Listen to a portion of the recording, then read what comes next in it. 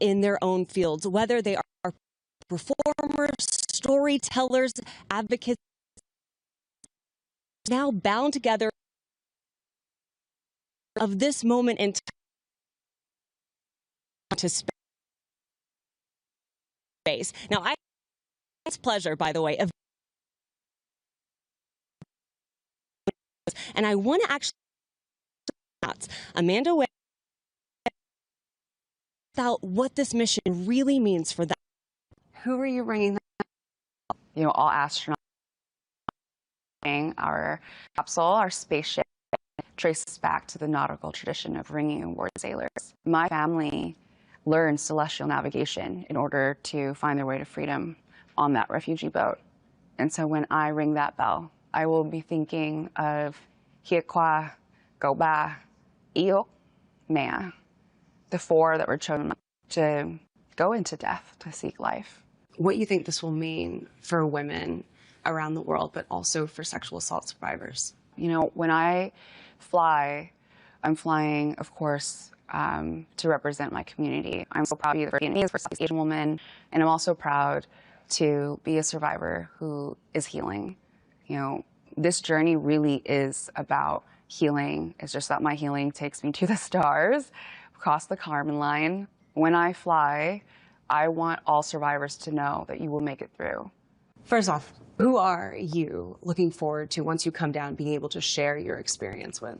I'm really looking forward to sharing this experience with my mom. Growing up, she was a teacher. She put that on pause to raise her family, and then she was an entrepreneur. And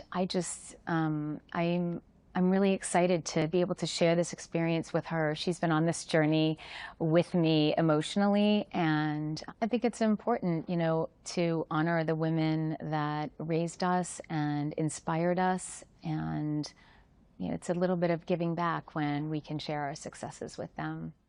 What about a message to so many kids who are watching? One of the partnerships and nonprofits a part of Blue Origin is Club for the Future. So do you have a message for the kids who are excited to watch this launch, a historic launch? Believe in yourself, dream big, and don't let anyone tell you no. It's never too late to fulfill your dreams.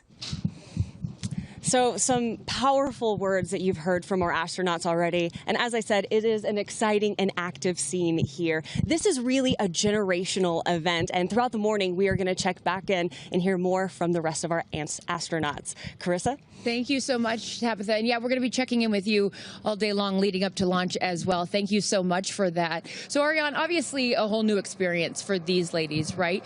Walk us through, myself included, since this is my first launch.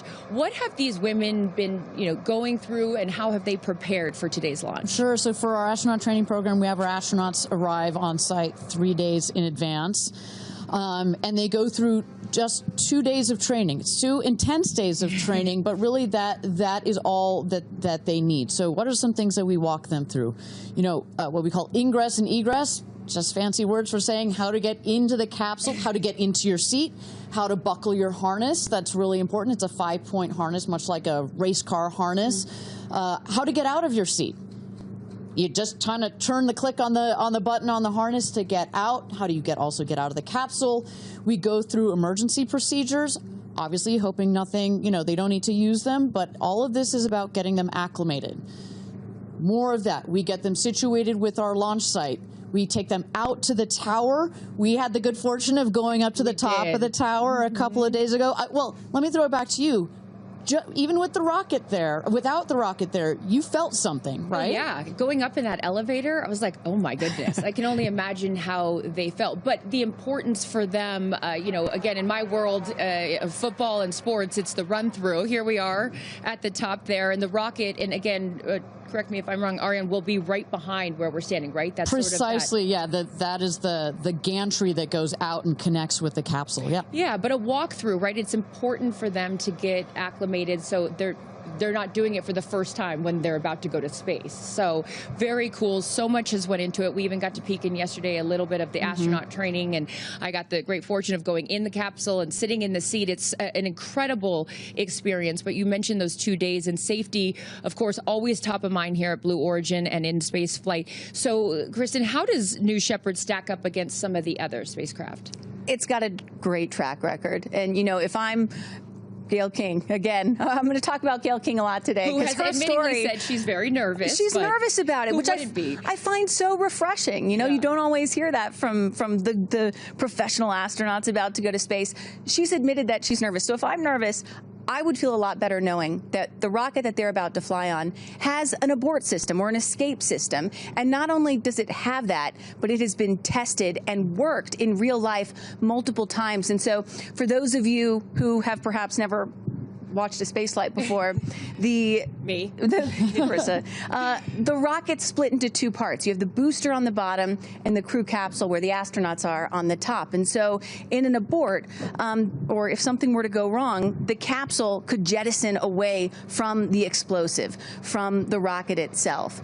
So that's critical because it means that the astronauts could get to safety. And as Ariane and I have been talking about, it's been tested 3 times, at multiple times during the ascent, and they actually tested it in real life once back in 2022 when there was an in-flight anomaly, and it worked. So that was not, to be clear, that was not a test. That was we actually used real thing. it, so it was not. It's not like we had set up this scene for us to test it. It worked perfectly, and it was uncrewed, right? But correct. If astronauts had been inside, they would have been fine. Those payloads actually came out quite nice. Yeah. We had some scientific experiments in there that really enjoyed the flight. Yeah, so. Safety being paramount. Well, as I have admitted here, this is my first launch. I'm learning so much and have learned so much from you guys with your generosity over the last few days and months. But my day job is an NFL host for pregame shows, and I work with a guy named Michael Strahan. You might know who he is. Well, guess what? He became an astronaut when he flew up to space on New Shepard 19, and he has some words of encouragement for today's crew. Hey ladies, it's Michael Strahan. I just wanted to say good luck on your amazing flight today. It was life-changing for me. I hope it's life-changing for all of you. Cannot wait to see, because I experienced the joy I know that you're going to have. I hope you just go up, just take it all in. Enjoy just looking down on the planet. Enjoy being weightless. Enjoy being together. That's the biggest thing, because it's a bond that will last a lifetime. So good luck. Have fun. Looking forward to seeing you when you're back on the ground. Welcome to the Space Crew.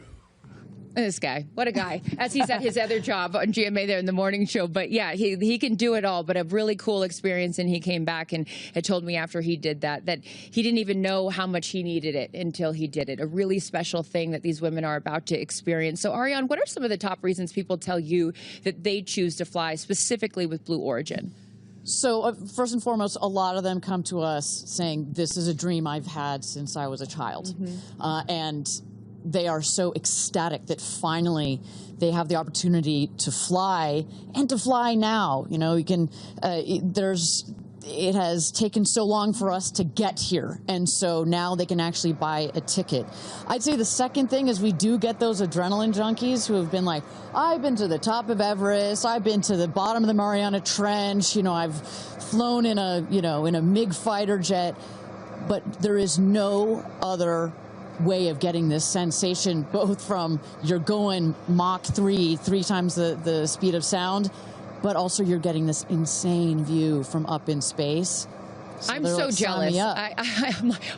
I'm glad you, thank you. You teed me up for the sign up, because guess what? It is as easy, I can't believe I'm about to say this, as scanning a QR code. If you want to go to space, scan that QR code right there on your screen. This is, I mean, my goodness. It's like going to a restaurant and, you know, yeah, you want to see the menu or you want to go to space. But here you go. You can join the manifest and book your flight on New Shepard. It is as easy as that. Absolutely incredible. But for those of you just just joining us, my name is Carissa Thompson alongside Kristen Fisher and Ariane Cornell, and we will be taking you through the launch of New Shepard 31, Blue Origin's 11th human flight. And in just T-minus an hour and 6 minutes, our crew of 6 women, Aisha Bowe, Carrie Ann Flynn, Gayle King, Amanda Wynn, Katy Perry, and Lauren Sanchez will emerge from right behind me. Now that the sun's up, we can show you. Astronaut training is over my shoulder here. They'll emerge from the door where we saw Tabitha a little bit earlier, and they'll hop into Rivians and drive down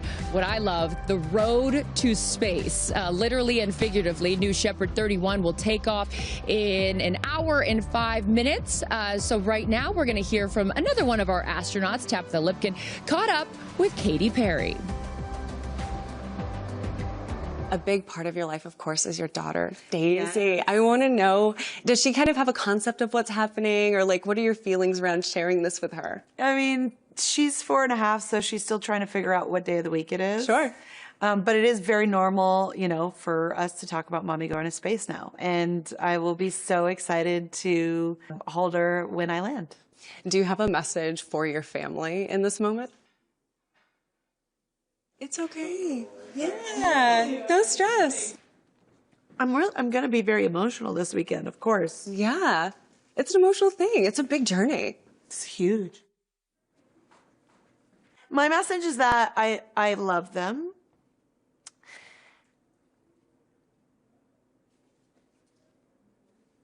And I can tell. You've got so much love in your heart, and I appreciate you sharing that with me, especially in this moment. Take all the time you want. The message to my family is that I love them so much, and I'm so full of love, and I am so grateful to be representing a fearless female in my family, which is a domino effect from my mom, from my sister, and definitely something I feel from my daughter. What are you taking with you to space? I'm taking bracelets that represents the pillars of my foundation that I started with my sister called the Firework Foundation. I'm bringing almost 300 of them so that I can bring them back home for the 6th, 7th, and 8th graders that get to come to Camp Firework. They're going to be so excited. They're going to be very excited. It's really for those kids to inspire them as well, to never put limitations on their dreams. I'm going to be bringing a daisy, a real-life daisy from the Earth to remind us that, you know, the Earth is very precious. I'm also launching a tour on April 23rd in Mexico, and I'll be on tour for the rest of the year. And I think it would be pretty cool to reveal my set list for that tour in space. Is that what you're going to do? I just might. We can look forward to? Just on a little nugget? Little nugget, yeah. So with that, take advantage of it. Like, what's your message to your fans? Thanks for being on this journey of a lifetime with me, and what a ride it already has been and will continue to be. Obviously, buckle up. Oh, I love seeing her vulnerable, right? I mean, we always see her, she's tough, she's all this, but showing that emotion, that's a real thing. I saw her little daughter, Daisy, yesterday, and she's wearing her all pink astronaut suit, and she keeps going around being like, my mom's going to space. It's such a cool thing. And for all of you Katy Perry fans out there, I know there are a lot of them watching. It must be cool to see that. And revealing the set list, which is also very cool, up in space. But Kristen, today marks the first all-female crew on a Blue Origin flight. What does that mean specifically for you? It hits home because, you know, my mom was a member of NASA's original 6, NASA's first class of women astronauts. Dr. Annalee Fisher there, and that's my dad, Dr. Bill Fisher on the right, who is also an astronaut. And, you know... Which is incredible, by the way. Like, both of your parents being astronauts is just, wow. And they both, I'm actually wearing the necklace that they both flew into space today. Wow. And so with my mom, you know, it took that entire class, NASA's first 6 women astronauts, it took them 2.5 years for all 6 to fly into space. You're adorable. And it's so cute. And now Blue Origin is sending 6 women into space in a single day. I mean, that's progress right there. And then on top of that, my mom was the first mom in space. I was 15 months old when my mom flew, and so I'm really relating to little Daisy, Katie's 4-year-old today.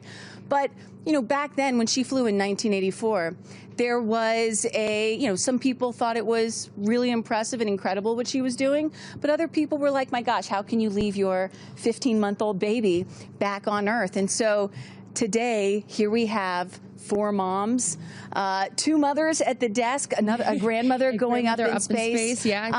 I mean, it's truly generational progress, and it's just so cool to see. And I got to shout out to my daughter, Clara, who's watching at home, who is so upset that she can't be here today because she wanted to meet Katy Perry. But you know, hey, you got to go to school. So I got to go to school. I should mention to you that actually we at Blue Origin, we've got these what we call our business resource groups. So they're groups that you can join as the employees, and we've got one for the Black community, the Latin community. But we also have one for the parents at Blue, and we call it New Fisher. You know, we've got New Glen, New Shepherd, etc. It's called New Fisher. There's the patch. it even has a patch. I just found out about this yesterday, by the way. Don't worry, we'll get you on. We'll get you. So it is so important, you know, what your mother has done and what these women are doing today. Well, and you know, ultimately, if space is about, if we're here to open up space to everybody, you know, someday in the future, it's not just going to be, you know, adults that go into space. It's going to be kids too, and entire families. So that really is also what today is about. The start of all that. It is. It's really special, and I love that it's getting light, so you guys can really get a full scope of what's going on behind us. And with that, we're going to send it back over to Tabitha Lipkin, who's moved over to the viewing platform where friends and family will watch today's launch. And Tabitha, one of today's astronauts, had a connection to Blue Origin before she even joined the crew. Tell us more about that. Oh, and it is such a beautiful connection. So I want to focus on Aisha Bowe for a moment. I mean, she just embodies what it means to be multidimensional, right? She talks about going from community college to space. She's representing the Bahamas, and she helped founded projects like STEMboard and Lingo. But within being multidimensional, she also was a mentor for an employee right here at Blue Origin who helped build the very rocket she is about to take off on. What was it like when you put the flight suit on? Gosh. Okay, the flight suit, first of all, we look good. It's amazing. Like, as I pulled up the zipper, I felt like a superhero. And then I just reflected on my life and the journey to the flight suit. My 92-year-old grandfather is making the journey to see the flight. And where he was born, in the Bahamas, they didn't have aircraft. He used to ride his horse around all the time. And so now he's taking an airplane to come see me fly to space. And that was at the top of my mind when I was zipping up the suit. What is your connection? You mentioned this briefly when you were at NASA. There was an intern who now actually works here at Blue Origin, and you guys are tied in together. I want to know that story. I went to an aviation museum day for young girls who were interested in aerospace, and I met Claire Luce. And she said, I want to be an aerospace engineer. And she asked if she could come visit. And I was like, yes, of course. Well, that one day turned into me mentoring her, and that 13-year-old girl became a 16-year-old who had an internship at NASA, who then decided to become an aerospace engineer. And today, Claire is working on the very same rocket engine I'm going to fly on.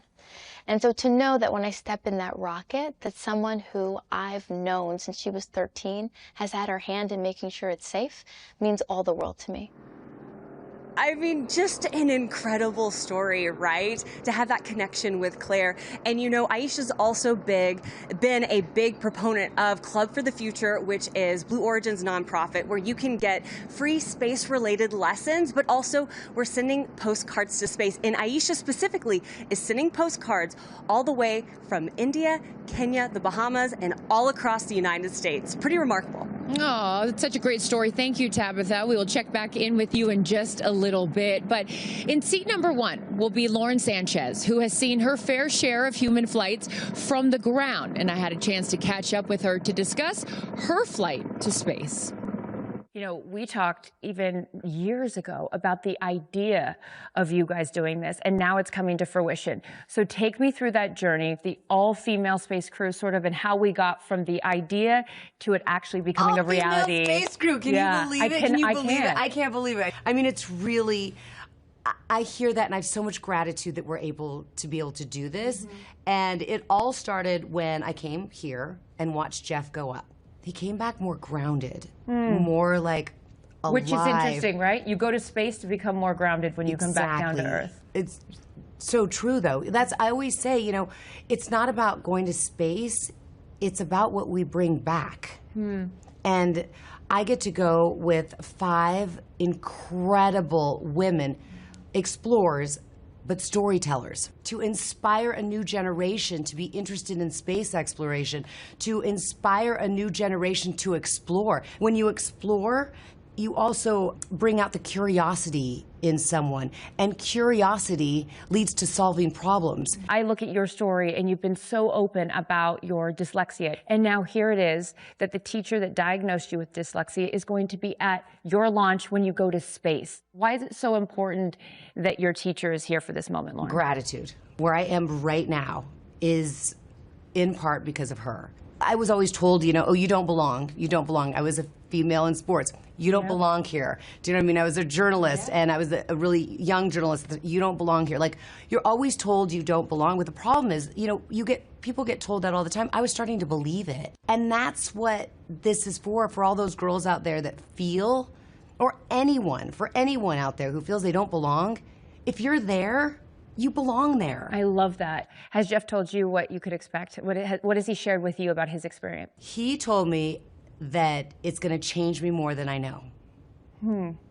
And I believe him. Yeah. He goes, I can't even explain to you how you're going to be changed, but you will be changed. What would you tell the little girl in the back of the classroom that is scared to go up to the front and do the class presentation or answer the question? What would you tell that little girl as you sit here just a few days away from going on this incredible adventure? It's okay to be nervous. It's okay not to be the best. It's just okay, and you belong here. I love her. It is worth mentioning, you guys, that going up with Lauren on her flight will be a Teachers in Space student experiment inspired by students across the United States, which will measure things like acceleration. So this is a different QR code. Access free space as we await astronauts coming out of training onto that road to space. Again, full admission. This is my first launch. I don't know how this with you. Explain to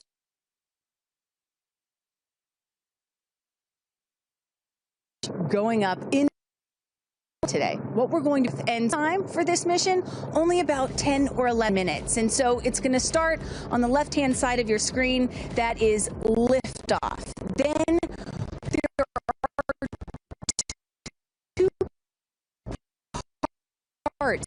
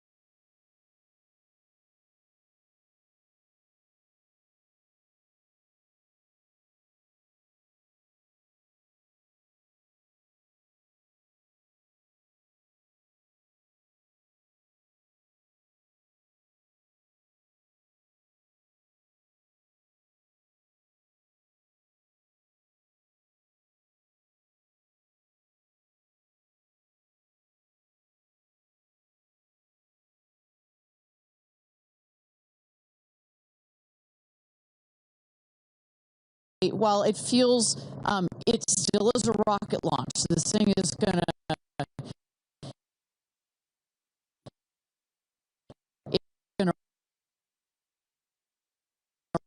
rattle. It's going to rumble. It is loud.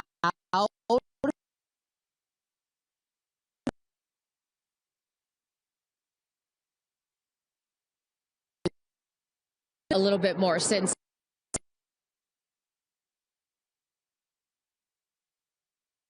And right there, now Ariane's next. Sure. So the astronauts, here you see Amanda, there's Lauren, Carrie Ann. So they're gonna get, there's Katy and Aisha. So they're all gonna get into the Rivians. Look at Gayle bouncing up and down. She doesn't look nervous at all. She's ready to go. So they're gonna get into the Rivians. They're going to drive just behind us. You can already see the friends and family starting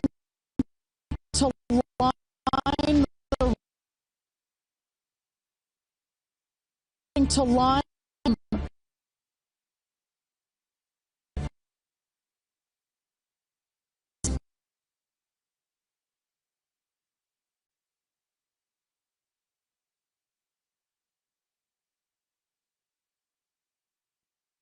right in front of Katy. Look, she's one of those river one in the foreground, backing up. That is Sarah Knight's. And just right now, because we're about to go to Go Pull for astronaut load, let's take a listen. 7. Moving on, Capcom. Go. Engineering. Go, green board.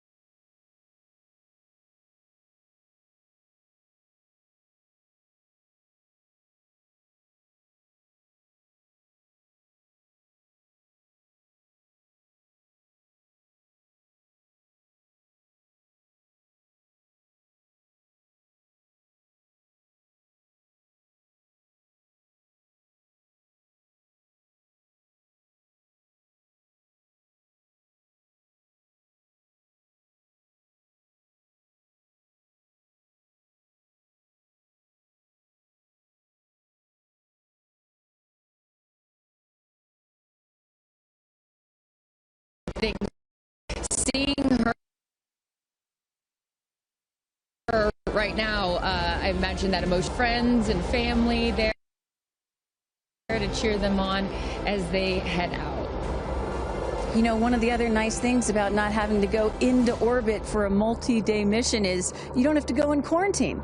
Right. You can actually be with your friends and family right up until the moment of launch. Such a good point. For those of you just joining us, Carissa Thompson, Kristen Fisher, Ariane Cornell, and Tabitha Lipkin here for coverage of New Shepard 31, Blue Origin's 11th human flight. You're looking at all the future astronauts, right? We can't call them astronauts yet until they've passed that Carmen. Well, Carmen with line. our crew, our all-female crew. Yeah, our soon-to-be astronauts. Soon-to-be astronauts as they make their way out to the road to space here in T-minus 46 minutes as we count down here. How does this compare, Ariane and Kristen, having seen so many launches to some of the other ones that you've seen? Well, I think to Kristen's point, you know, this is, you know, for let's say a NASA launch, you know, they have to be quarantined. You kind of wave from afar. The families. This is a parade. Yeah, it's a parade. They're really integrated into this experience because, as you know, as you mentioned, when these people go to space, so often it's, I've been dreaming about doing this since I was a little boy or a little girl, and the family and the friends come along this journey in supporting these people, and so to be able to have them there right up just into the last minutes like this is really important. And we knew when we designed this whole astronaut program that incorporation of the families and the friends was going to be very, very important. Why was it so important? Well, I think among other things, you know, precisely these aren't, you know, these are not people that have trained for years and years and years, right? You not quite as Kristen as your parents. They're not fighter pilots. You've got people that are very normal, you know, like Gayle has been very clear about her emotions and her nervousness. We want them to have the support and the love of their friends and family. And this is a moment that will change their lives forever. It is a moment, getting that chance to see the Earth from space is something that will forever change their perspective. They will come back slightly different people. And so for a moment like that, oh, and here they come. Yeah, as right they're by our stage. right over our shoulder here is our set as we wave to the incredible women here. And each crew names themselves, right, Ariane? So this crew has named themselves the 6 that are taking up space. Good luck. Good luck. I love it. I love it. Well, I think what's so fun about this, to your previous point about this full experience and getting access to see them and send them off, it has to give them some comfort, right? I mean, you're going to do something that is so out of your comfort zone that to see and to be around people that you know and that you love on your way out to the road to space is really special. And also just being here the last couple of days, you really have an appreciation that, yes, of course, the focus is on these 6 women, but I'd be remiss if I didn't mention the experience that I've had. Even you took us into mission control yesterday and just meeting them. There's 10,000 employees here at Blue Origin, and all of the men and women whose lifelong goal it was to work at a company like this, and you know, all their schooling, and just some of the most intelligent people that you'll ever meet, and all the hard work. I mean, this is not a small thing that is happening, and all of these people have dedicated their lives to moments like this. And so I just want to make sure we acknowledge that this is such a group effort to put these women into space for the first time. I should say, you know, of all the interviews and press that I saw Gayle King do prior to this launch, one of my favorites was Mae Jemison, the first black woman into space, and she made a very clear point. She's like, there's going to be lots of emotions on I want to say game day, on launch day. It is game day. On launch day, but there, you can see she's got tears in her eyes already, and just know that you have some of literally the world's most intelligent people that are taking care of you, that are watching this rocket, not just today, that the energy that has been put into this vehicle over the last several years, the several months that have been taken to plan this mission, and in the last final days and hours as we check the vehicle, we only send them out there and only send them up into space when everything is ready. We take this very, very seriously. And as Kristen said, yeah, this feels like it's getting a bit routine. But every mission is not routine for us. We make sure that we take it seriously. It is routine, I should say, but it is... That's a good thing. It's a good thing, and our team is paying attention, and no detail is missed on the day of. And there's a saying that spaceflight is a team sport. And, it's not, there's so much focus on the astronauts, but it really is a team sport. And I think we really got a sense for that yesterday going into mission control. For those of you just joining us, Carissa, Kristen, Ariane here, Tabitha with the friends and family, and then we see the astronauts here. They have loaded up from the astronaut training center. They're in the Rivians, going at quite a speed, I will say, on the road to space, which what a is shot. Look at that really sunrise. beautiful. I was just going to say, which is such a beautiful shot there, the aerial view from our helicopters. But, there's been conversation leading up to this, and I loved, Kristen, you had pointed out when you get asked, like, well, why do this?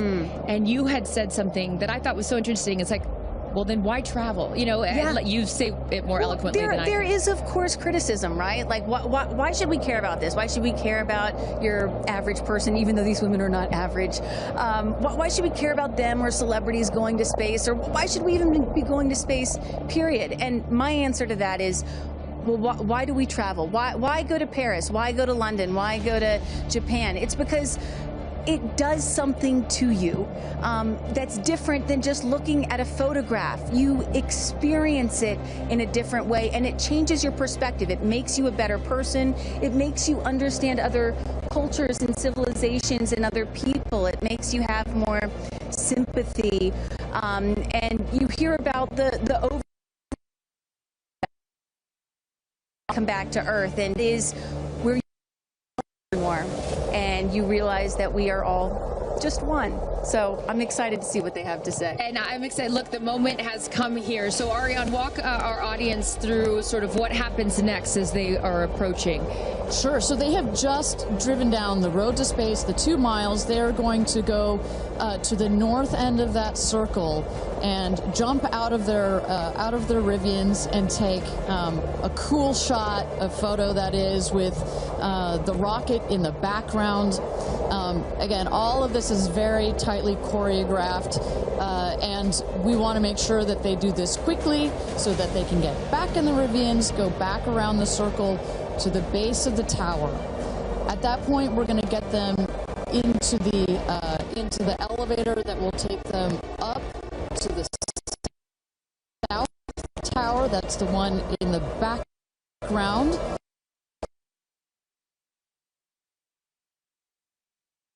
There, our crew, they are ready to load the crew into the capsule itself. This is, safety is paramount at Blue Origin, so we want the minimum number of people out there next to the rocket for the least amount of time.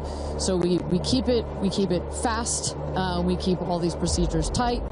But we got to do a quick photo shoot by the rocket. I mean, so good. It's history, we got to capture that moment. And again, for those of you just joining us, this is something that I was not aware of. That beautiful rocket right there, News Shepherd, didn't come out until this morning, right? So explain a little bit more for those people that are just tuning in, sort of how the setup works. Sure, that is correct. So at about 2 o'clock this morning Central Time, we rolled the vehicle out. There you see on the truck with the capsule already what we call mated to the rocket.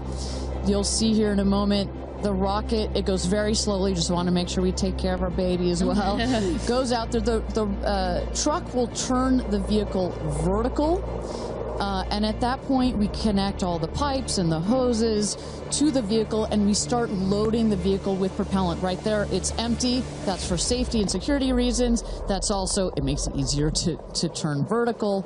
We'll load the vehicle with propellants all the way up to the last moment. We put in there, you heard it earlier in our webcast, liquid hydrogen and liquid oxygen. Those are the two propellants that fire into what we call our BE3 engine, our Blue Engine 3. And our team in Mission Control from that point on has got their eyes glued to their monitors to make sure that the propellants in the tank stay within bounds, within temperature bounds, within pressure bounds. As they make their way here onto they'll take the elevator, right? They won't take the stairs. That is correct. So we just inserted the elevator relatively recently. It makes it a little bit more comfortable as you're going up to the top of the tower. You know, we're at about 3,000 feet above ground level in altitude up here in a dry, dusty desert. We just want to make it a little bit easier for them. And it's worth noting, too, so the 6 women are headed up. We saw Jeff is with them as well, but also crew member 7. Explain to those at home who crew member 7 is. Right. It's like, well, if you don't mind, I'm going to use a football reference for you, Aaron. And we come, I called you Aaron like your girl. So, oh, my goodness. Oh, my goodness. So it's like the 12th man. There's 6 crew members that are going obviously in the capsule, but nobody from Blue Origin will be in the capsule. It'll be the crew member 7 that has been training them. We saw Sarah Knights as the second driver in addition to Jeff Bezos. And then, a little confusing, we've got a second crew member 7 who is going to be on Capcom, or capsule communicator. Today, her name is Laura Stiles.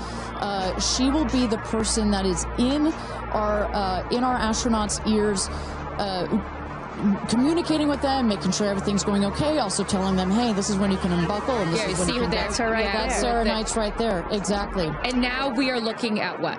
So now the crew, as well as you see Jeff Bezos there, have gone into the safety shelter, and we're gonna wait there. You see Sarah Knights on the right. She's gonna just communicate with the Blue Origin team that is at the other tower just next to the rocket to make sure that everything is set and sorted for them to do their final load. This happens very shortly here. We clock it at about T-minus 35 minutes, but we'll only do one already. And in case some of you are wondering what a safety room is or why it's there, it's, again, what Ariane was talking about. You want to keep these astronauts as safe as possible for as long as possible. Of course, they'll be safe when they actually get in the rocket, but just in case anything were to go wrong, we had the chance to go inside this room a few days ago, and it is, I mean, is it a bomb-proof room? Do you want to say that? I mean, it is. It is. Yeah, and you feel it when you're in there. You're like, oh gosh, now this feels real. Yeah. And after going up that elevator, you know, for us, I think that's the moment where we weren't even going into space, and all 3 of us were like, whoa, okay, it gets real serious. Yeah. But I love the access that we obviously have in being able to see these women before they go up. For those of you just joining us, we are T-minus 34 minutes to launch for NS-31, Blue Origin's 11th human flight. As you can see there, a little live look in as them saying some words before they take off. So I know that we had started to expand upon it and then took a shot of the astronauts. So what will they feel? Sort of walk us through the physical part of what they'll experience, Ariane, once they are in the capsule. So once they're in the capsule and they're ready for takeoff, first they'll hear the engine when it ignites. It sounds like a pop. Everybody, you know, listening will also hear that. It sounds like a pop, and the engine roars. We hold the rocket down for about 7 seconds. Make sure it's all ramped up. And during that period, that can actually be one of the most, frankly, nerve-wracking times, because you start to, if you're in the capsule, you start to see the glow of the flame. And here they come. Here we go. Loading into the capsule. And the significance here of the bell, and I should note before I have you explain that, each crew names themselves. They have named themselves the 6 taking up space, as each one is ringing a bell. And the significance of that is what, Ariane? This is one of our traditions. All astronauts throughout history in various programs have had their traditions. For us, we always want our astronauts to ring the bell. Above there, you see, light this candle. Those were the last words that Alan Shepard said right before he went to space. Alan Shepard, of course, the namesake of our vehicle. He was the first American into suborbital space. And we just like to let the stars know that we've got some people heading their way. Absolutely. As they load in, I will, in my world, we call it an audible here. Just if we have any sound from mission control or anything, I'd love to take a peek at what's going on in there and just give the folks at home some idea of what's happening there. There we go.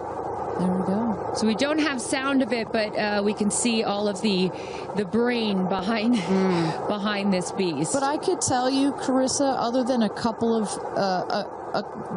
of discussion points on the radio, honestly, it's about this quiet when you're in there. Really?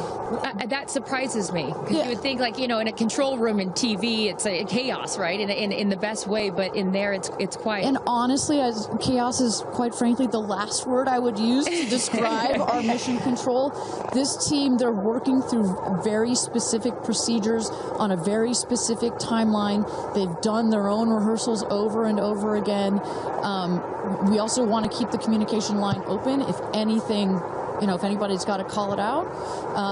But it is a very well choreographed team we've got. And, you know, when folks are wondering, you know, what exactly 2 days of this space flight, done rehearsals and dry everything that you're seeing here. They practice over and over getting inside this capsule, strapping themselves in. And, you know, one of the biggest things that they have to remember to do is when they get those, remember, they only get 4 minutes of weightlessness, 4 precious minutes. They have to unbuckle and then buckle back in at the exact right moment. So those are some of the things that they're learning to do and practicing while they're training in that building right behind us. As we look at New Shepard 31, the 31st mission, the 11th human flight here for Blue Origin. We are T-minus 30 minutes. Carissa Thompson, Kristen Fisher, Ariane Cornell with us, and Tabitha Lipkin at the tower. I am going to be leaving here in just a few minutes. I'm going to go to fallback 3, an area. Then I will wait for the capsule to land. I'll wait for the recovery team to come out and then bring you interviews from each of our astronauts as they arrive back here on Earth. I cannot wait for that. Again, we've seen them load now into the capsule, and I just would love, you know, some more play-by-play, Ariane, of sort of what now this process looks like, as it's all new to me. And for any of you that are also joining us for your first launch, welcome. And now we'll let the experts tell us what's going on. So you saw them loading. You saw them loading into the capsule. They are getting into their seats. They're getting into their harnesses. It's a 5-point harness, so clicking them all in. All right, we're hearing that Capcom right now. Sorry to interrupt you, Ariane, which is short for Capsule Communicator, and ready to do the astronaut comm check. So let's take a listen. Laura Stiles has the mic.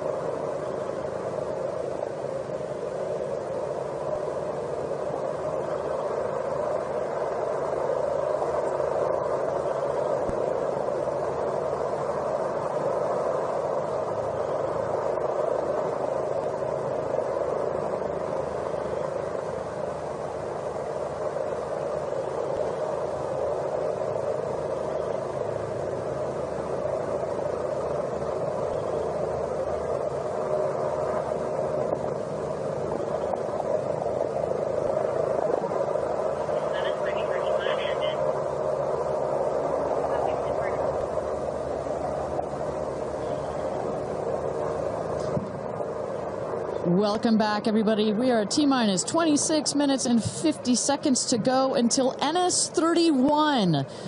New Blue Origin's 31st mission for our New Shepard rocket, our 11th human flight. I'm Ariane Cornell here with Kristen Fisher at the desk. Carissa Thompson has left to get into place for her viewing spot for the launch. We are waiting on Capcom, or the capsule communicator, to run the comms check with our astronauts. But Kristen, we were just talking a second ago about what's going on here. We see our crew member 7, Sarah Knights, who's coming out of the capsule there. She has helped load our crew into the capsule, has done just a double check, making sure those seatbelts are nice and tight, as well as made sure that the earpieces and everything are set for our astronauts. I should note, just as we give kind of we got this beautiful aerial shots this morning of the rocket. We have these sunshades you see on the at the top of the capsule, that kind of white square. We've got one there in the foreground, and coming around you'll see another one on the back. Those windows are so large that it can kind of act like a greenhouse in there, and especially down here in the West Texas desert, it can get a bit toasty in there. So we've got some nice sunshade for their comfort. And I love that we can see some of the crewmates inside the capsule as they're getting strapped in. I think you could see Lauren Sanchez right to the left of the hatch right there from that camera shot. So pretty cool that you can see them this close to lifting off. Ariane, I have to say, I might break in. We got experience. Jeff Bezos here. Yep. I'm so excited for you. I don't want to get off. I want to go with you. And when you get back, I can't wait to hear how it's changed you. I love all of you. See you soon. Godspeed. Gradatum ferociter. And there you heard it. Some words of support from Jeff Bezos, founder of Blue Origin, also astronaut himself from our first launch.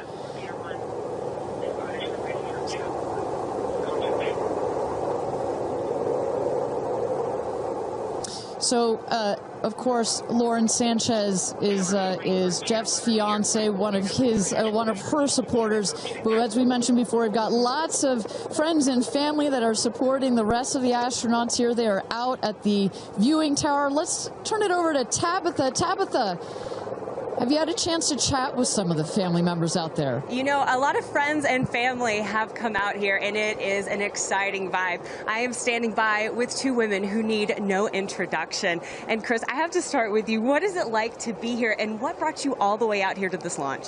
Well, Lauren and Jeff, we're here to support our girlfriend and our friends, and I never thought that we'd be talking to you from a space launch. For sure. So this is a really unique experience, and we're just so honored to be here to support them and watch this amazing part of history. And I'm so proud of her. And I just feel like all of the female astronauts that are going to go up today. It's such a big day in history, and it's so empowering, especially my daughter is 7, and just to see something like this. And I mean, somebody said their grandfather was here that's 92, then they didn't even have transportation back then the way that we do now, and now they're going to space. It's pretty amazing. That's Aisha's grandfather. 92 came all the way here. That's where the story. I was like, I heard this story, and he had no airplanes, nothing back in his day. Now he's seeing his granddaughter go into space. That's a beautiful thing. Really incredible. And how does it feel also to be able to share this with multi-generations within your family? It's really something. It's just Kim keeps writing us because she was supposed to be here with us, and she's studying for law school, so she had a big test that she had to take. Again, something I'm very proud of, but she just keeps calling, going, I have such FOMO, tell me every minute of it. So it's very inspirational, and just super proud of the girls, every one of them. And it's a very brave thing to do, and I think it also just says something, like Chloe said, to my 13 grandchildren. Yeah. What can you say to that, too, for your children? Oh, I just think it's really whatever you dream of is in our reach, especially in today's day and age. And dream big, wish for the stars, and one day you can maybe be amongst them. That's so beautiful. And just before I send it back, any last messages to the astronauts before they take off? I think just great luck. Be present. I mean, I'm so excited. I love the messaging that we keep receiving from the staff here at Blue Origin is don't film it through your phones, look through your eyes, be as present as possible. They will supply all the content that we need and to give to our families, but I love just being in the moment. Yeah, same. And we're gonna excited. Yeah, we're so excited. We're going to be in the moment too here. We're going to send it back to you guys at the desk, and we're going to start watching. Love you, ladies. Good luck. Bye. We had no idea that Chris and Chloe were going to be here, and we're about to be interviewed by Tabitha. So that was a nice little treat. They sure look the part, you know. Oh, they're ready for their day out here in Texas. I love it. Yeah, and you know, for those of you watching, we're really in the middle of the desert. We're a solid 2-hour drive from El Paso. And as you were saying yesterday, Ariane, you know, you really get the sense like you start in El Paso and the more you get out here, you do start to feel like you're on another planet. I mean, it's got quite a moonscape, Marscape vibe. And our guests that are here today, as we just saw in Chris and Chloe, are dressing the part. Well, so let's bring it back to the real stars of the show, our astronauts. And one of our astronauts that we haven't heard from yet is Gayle King. She has obviously a lot of emotions going into this flight. Let's hear what she has to say from this interview with Tabitha Limpkin just a couple of days ago.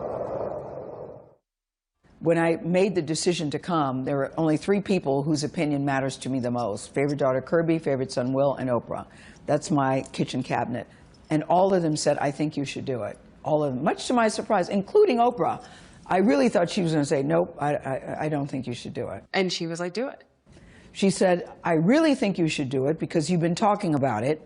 And when it comes back and you're not on it, you're going to be kicking yourself saying, I could have gone and I didn't. And I don't want to have to hear about it for the next few years. And, you know, I think everybody in this group is a storyteller and explore. And to be able to take this message and tell other people what it was like from our different perspectives, I think is very significant.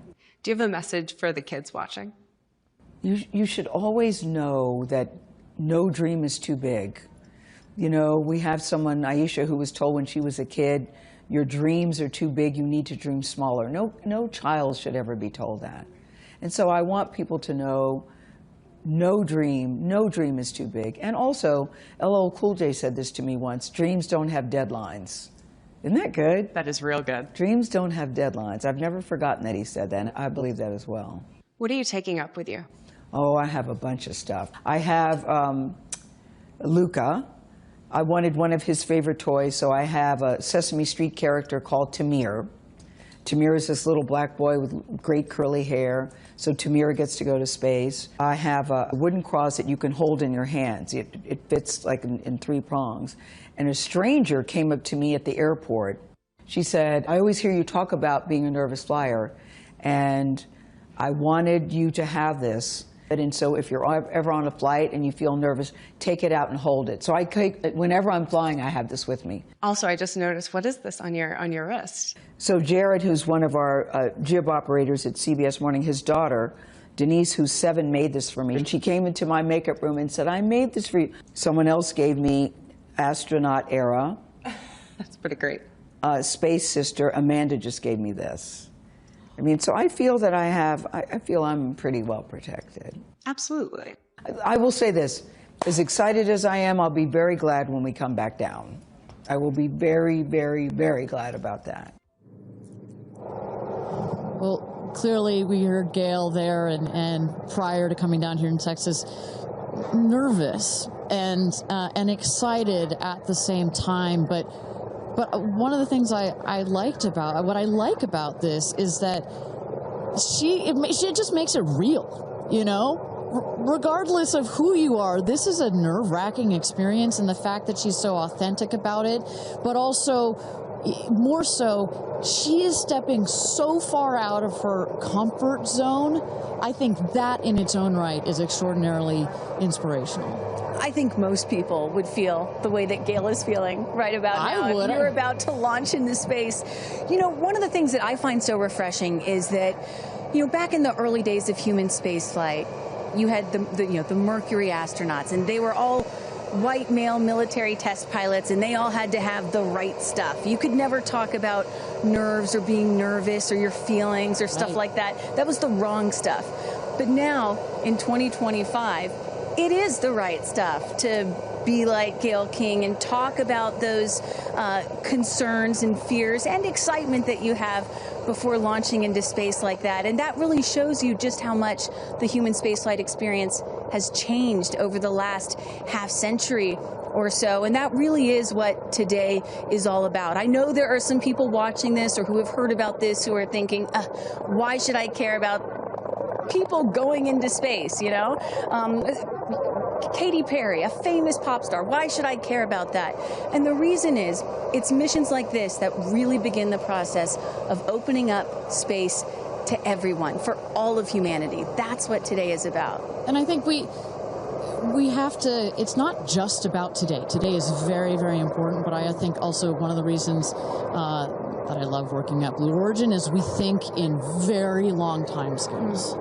Right? I honestly feel like I'm working at a company that will be here in at least 100 years. And that's how we think about spaceflight. Oh my gosh, look at that cute little kid. She is ready to go to space too. Aww. I absolutely adore that. But we need to be here precisely for kids like that. You cannot, I'm a firm believer that you cannot be it if you can't see it. And that's what this flight is for. It's about inspiring women. Oh, look, talk about inspirational women. Several female astronauts in that group right there. How many astronauts do we have there? I see it. 4 or 5? At least 4 or 5 and counting. It's a tight group that's only going to get bigger of those female astronauts there. You see Kelly Girardi and Cyan Proctor. I see Emily Calandrelli, Sarisha Bandla. I mean, just an incredible group of women that have gone to space already. And after today, in just 15 minutes, we are going to be adding 6 more to that group. It's getting close, Ariane. It is getting close. So with that. Thank you again, everybody, for joining us for NS-31, our 11th mission, human spaceflight mission to space here. We are at T-minus 14 minutes and 30 seconds, just to give you a little bit of a preview of what is to come. At about T-minus 10 minutes, we are going to have the go, no-go poll. We're going to throw it back to mission control audio. And basically what that is we go through each of the important subsystems, and our flight director, shout out to Michelle Christensen, our flight director, our first female flight director at Blue Origin. She is going to lead that poll, and we're going to go to each one of the groups and say, are you ready to go for this flight? Is your subsystem ready to go for this flight or not? And they will go around the room, and with the final go, no, go, it will be game time here in West Texas for this launch. Look at that.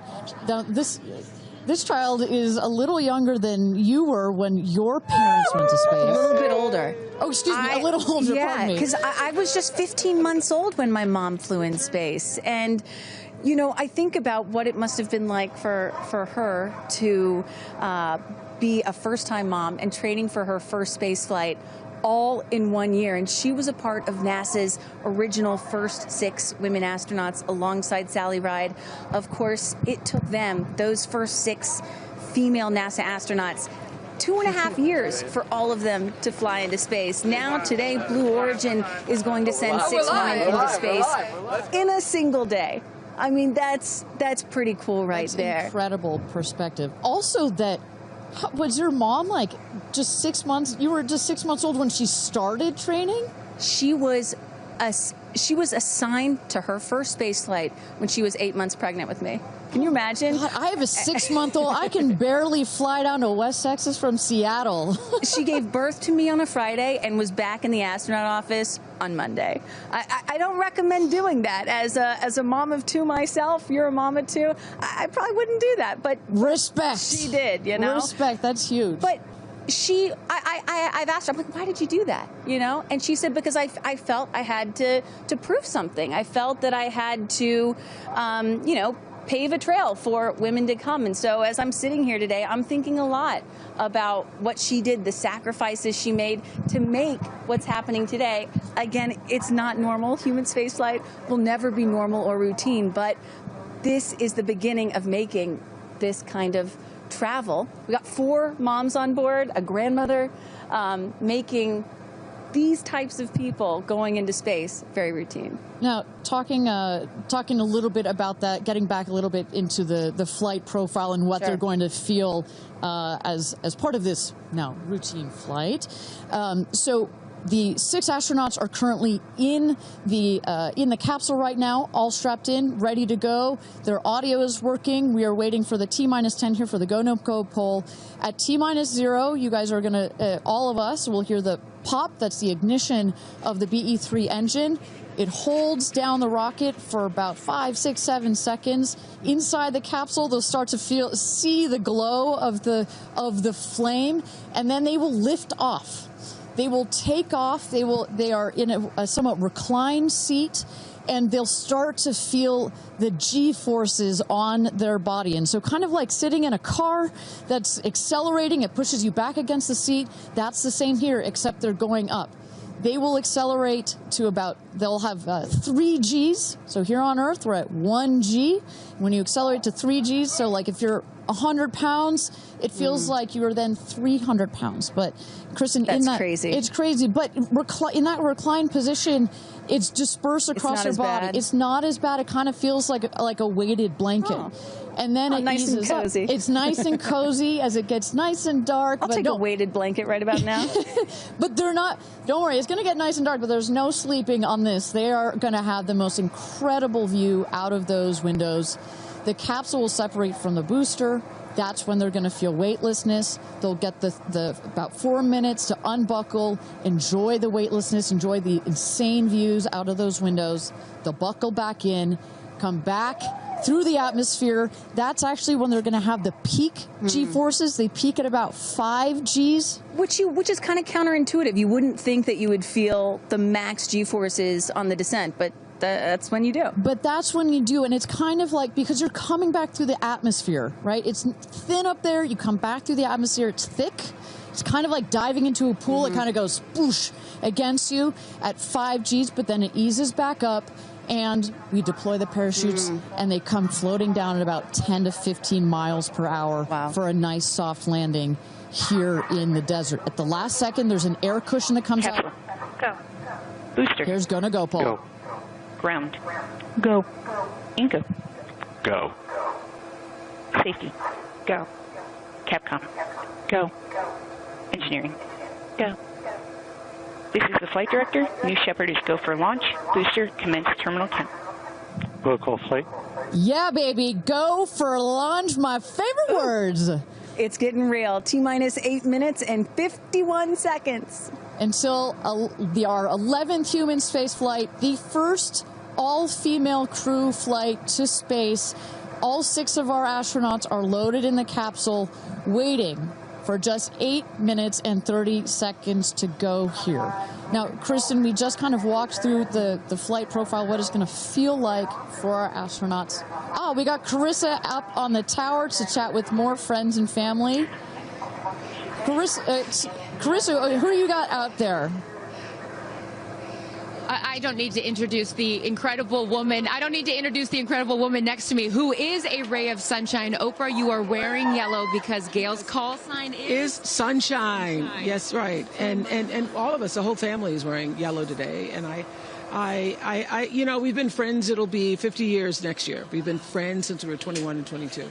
And I have never been more proud of my friend than today.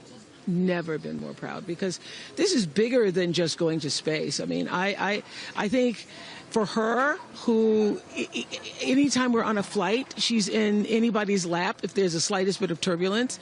has like real anxiety flying, and this is overcoming a wall of fear, a barrier.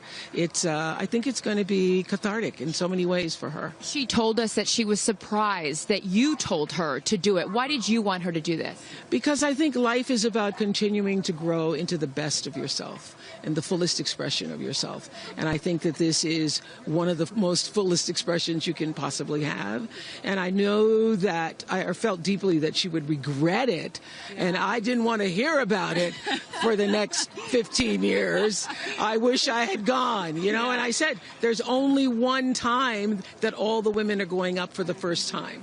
You know, there will be other trips, but there's only one first time. Incredible. So to be a pioneer is great. What was the last conversation you had with her? I said, peace be still. Hold the God's unchanging hand. He's got your back. That's it. That's it. I know that as we're counting down here, we're getting excited for that go for launch moment. How are you feeling as her best friend? I feel so calm. I don't think I've ever been more calm because I think it's already done. Once she said yes, once she committed to yes, and Lord, did we all hear, should I do it, should I do it? Since Thanksgiving, we've been talking about it. And so once she finally said yes, I was like, okay, we're going. It's a go. You know what I have loved is her vulnerability, because she's the voice of a lot of us that would be afraid, and she's okay to talk about being afraid. Why has that been so important to show that part? I think, you know, for every woman who's on this flight, it's about fulfilling something within themselves. For Gayle, it's about overcoming this great fear and also stepping into the moment of excitement. And I think, you know, it goes beyond this moment of just going up in space. I think this will be an everlasting experience. I was just thinking this morning, you know, Gayle has been there for me for hundreds of events. I can't even remember them, you know. But you will never forget this day. None of us will ever forget this day. Well, thank you for being here, for her, for us. I mean, this is just, it's a historic day, and it's only fitting that you are here front and center as a ray of sunshine that you are, Miss Oprah. Thank you so much. Thank you so much. No time. You're next, you know. I'll send it back to you, Ariane. Thanks, Carissa. Wow, to see Oprah down here. No, I'm not besties with Oprah, not yet anyway, but if Oprah told me to do anything, I would do it. I don't think Gayle had a choice after Oprah said, girl, you got to do this. She had to do it. Ariane, we are under T-minus 5 minutes until these ladies hopefully launch into space. And, you know, you were just talking about what these women are going to feel when they launch. But let me tell y'all watching what we may hear, because we have one of the most famous singers on the planet on board, and there is a chance that we will get to hear the audio inside and hear what these soon-to-be astronauts are saying and possibly singing while they're weightless. So I can't wait for that moment. I'm also hoping she comes down to Earth and does like either a Fireworks Part 2 or E.T. Part 2. I think that's going to be, and I think, but let's stick on this point for 1 second, Kristen. I think one of the incredible parts about this crew is their ability to tell the story coming out of this in their own unique way. The way Gayle can go on TV and talk about it. Amanda can go and continue to advocate for women more broadly about it. The way Katy can sing about it, etc. The way Carrie Ann can produce films about it. That is what is so special about this crew in particular. And that is what's so special about this new era of spaceflight. This is not NASA. This is not governments. It's not the U.S., China, or Russia. This is the commercial era. These are private companies, and this is Blue Origin sending the first all-female crew into space since 1963. And this is all going to happen so fast in just a few minutes, about 10 or 11 minutes from launch to landing. And don't worry, guys, I did the math. In case you're wondering, total duration of this mission is just about 3 Katy Perry fireworks songs. So play that song 3 times. That's how long this mission's going to be. Fantastic. Well, so at T-minus 3 minutes to go until our 31st launch of New Shepard, our 11th human space flight. Just to tell you what's coming up here. At T-minus 2 minutes, we send the show over to the vehicle. It goes into autonomous mode. Command engine controller ready to start. We have our team, of course, in mission control that have their eyes glued to the screen there. There you goes, mission control, quiet and intense. There's one of our crew member 7's capsule communicator, Laura Stiles. She is communicating in the ear of our capsule, in the ears of our astronauts. But what we're going to see in the last 2 minutes, you'll see the fins at the base of the rocket gimbal or just move back and forth. We want to make sure they've got free range. At the base there, you see the nozzle, the engine peeking out. The engine as well is going to gimbal, going to move. Both in conjunction together, those two Pressing propellant systems. tanks to flight pressures. Those two systems guide the rocket. And when you are out there at this moment, this rocket feels like it is alive. It feels like it is a living, breathing, hissing thing, right? And there's the gantry pulling back from the rocket. T-minus 2 minutes and counting. Transition to onboard hydraulic pumps. And this right here is the moment that they've been training for. 2 days, becoming a crew, becoming a team. After you go through an experience like this, it's more than a team. It's almost like a family. You are so tight to go through something as intense Executing as this. aft fin built-in test. And everything looking really good, Ariane. So far from mission control, everything is clean and green for this launch. T-minus 1 minute to go here.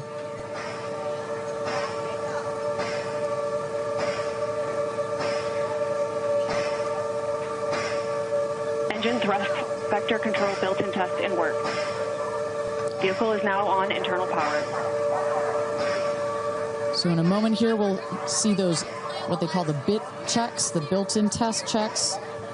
As you mentioned, Kristen, inside the capsule, you know, as you said, this is like a bridled beast. This thing wants to take off. Switch to onboard helium.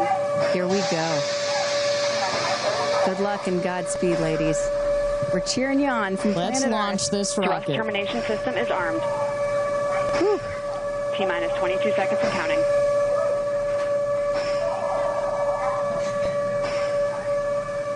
Go to internal.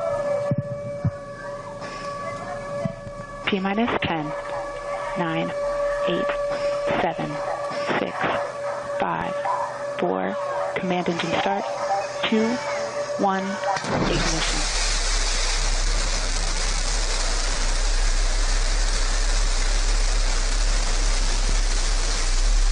Liftoff.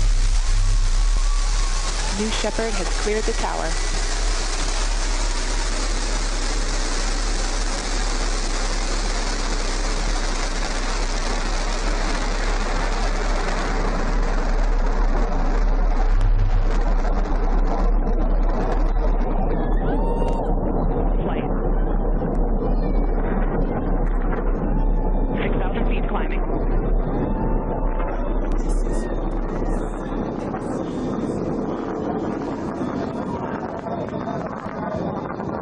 Begin throttle down for Q limiting.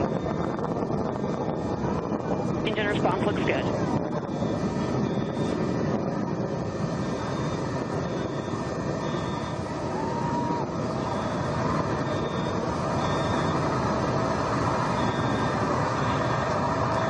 Max Q, maximum dynamic pressure. Mach 1, vehicle is supersonic. Engine back up to full throttle. Supersonic, we have passed through max Q, maximum dynamic pressure. That's when the vehicle, the stresses between the atmosphere and the speed are at their maximum. So to punch through that is so important. You see the BE3 engines, it's firing beautifully. You see the stream of steam behind it. Those ladies right now are having an incredible view on their way to space. Passing through 80,000 feet, 1,300 miles per hour. They're going to peak at about 2,300 miles an hour over Mach 3, 3 times the speed of sound. Shortly coming up, we'll have MECO, main engine cutoff. We will turn off the engine, but the two craft, the capsule and the booster, will continue their ascent to space. Stand by, MECO.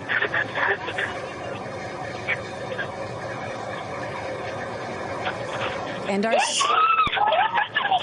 And there you saw the main engine is turned off. We're now going to separate the capsule from the booster. And at that point, Kristen, that's when all 6 astronauts are going to start to feel the weightlessness. And shortly thereafter, we're going to let them unbuckle. And that right there is the most critical milestone of this whole ascent. Oprah watching her best friend go to space.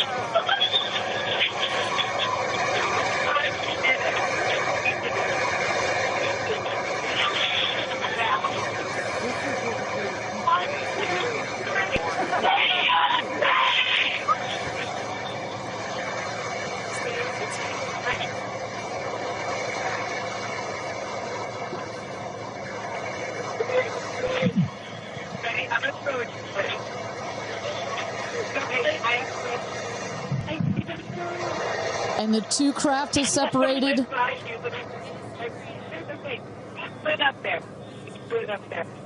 328,000 feet, 100 kilometers.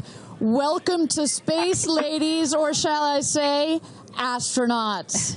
Oh, the moon! You guys, I have to tell you, look at the moon. Look. Oh my God! Oh my God! Oh my goddess! That's our pink moon. I love you, Jackson! And just in case it wasn't clear, those are the astronauts. Those are their voices that you're hearing. And there, they have hit apogee, the highest point in flight, well over 345,000 feet, well over the Kármán line. Wow.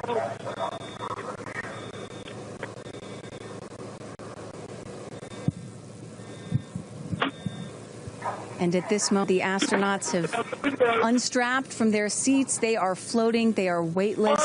They are experiencing zero-G for the very first time in their lives. And Katy Perry did say that she was going to sing in space. I'm waiting for it. Waiting for it. 1 minute warning. 1 minute warning. So that is Capcom indicating a 1 minute warning for our astronauts to take in those last views before they get buckled back into their seats.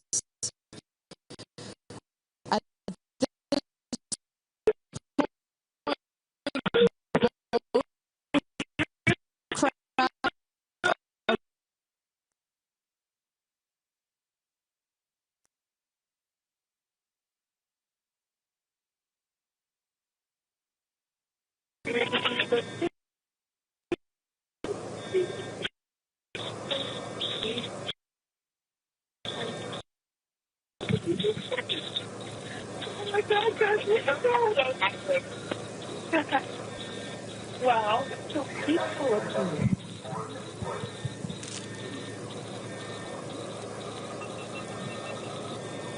And you hear Dragon, report status. Copy. With report status.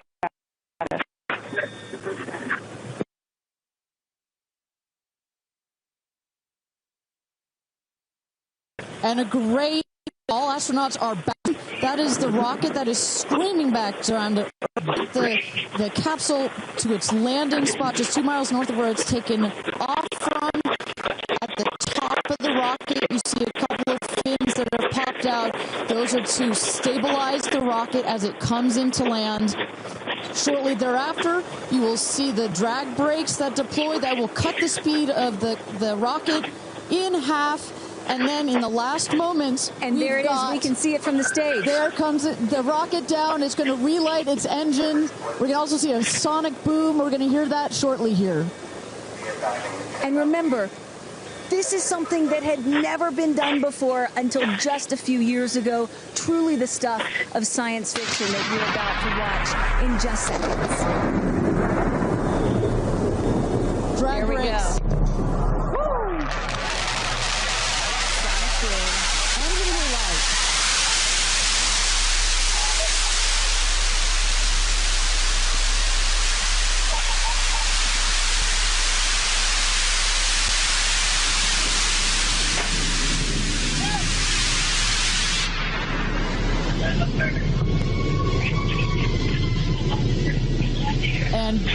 booster touchdown. Welcome home, New Shepard.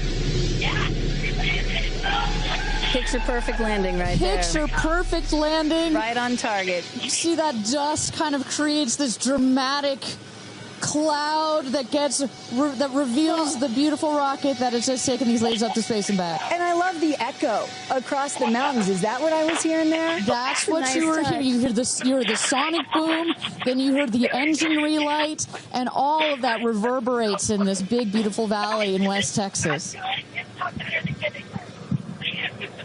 Stand by drogues. Stand by drogues. All right, shortly here, we're waiting to see the drogue parachutes deploy from the crew capsule. Those are like the guide parachutes. There go the drogue parachutes. Just free falling right there until those drogues came out. And then next will be the main parachutes that get pulled out. Hear that screaming inside the capsule? And all three parachutes reefing, and they will slowly inflate,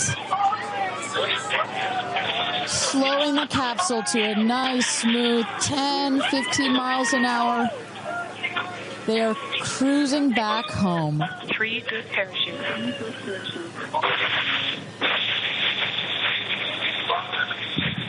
And I tell you, Kristen, from having gone through all of the simulations, I have gone through all of the training. They put you in the capsule that simulates all of this, including the sounds, and when you hear the motors of the parachutes pop out, that is the best moment in flight. Because I know Blue Origin does everything they can to make this as safe as possible, and y'all have an impeccable safety record, but it still has to feel really good when you know that you're coming back to Earth with those parachutes fully deployed.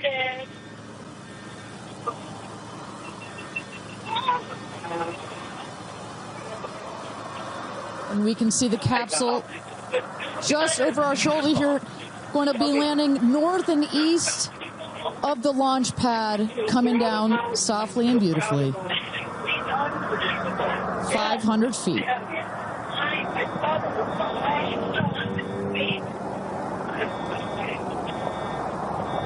And you will see a puff of smoke when it touches down, a puff of dust. That's normal. A puff of dust, last milliseconds, air cushion that will kick up the dust. It's a very soft landing despite the sporty perception. There it is.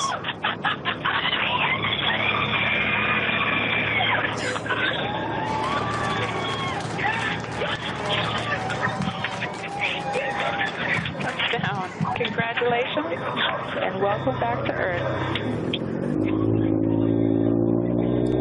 View status check. Double shot. Kristen, just some incredible images there. The capsule. Copy. Welcome back. Feather. Nice. Let's wait for just a moment here. Make sure they're doing health checks in. Beautiful.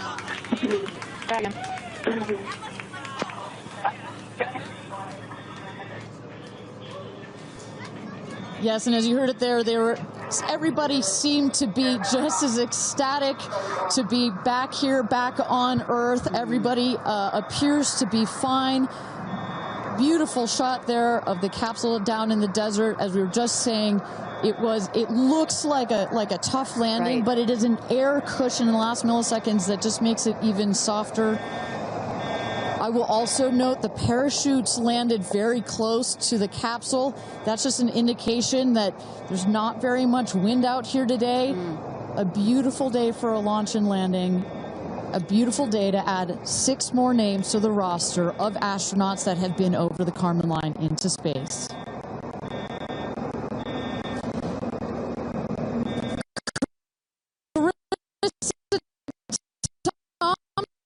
Thompson, what's the view